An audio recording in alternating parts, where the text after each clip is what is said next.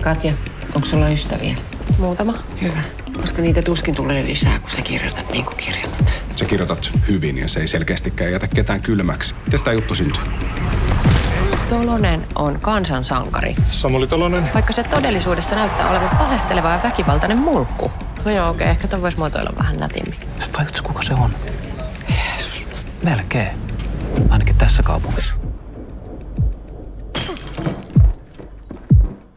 Hei! Samuli Tolonen on kuollut.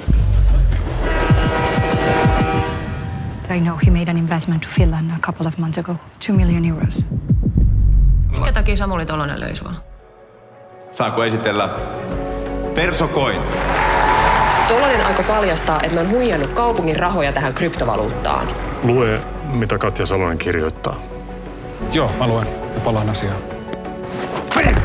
Nyt vanhat kaverit. Velka, murha. Vittu, mikä tarina. Onko sä valmis viemään tämän loppuun asti?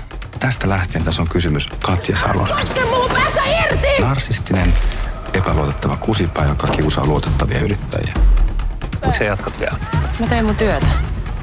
Etkö sä osaa lopettaa? Päästä irti!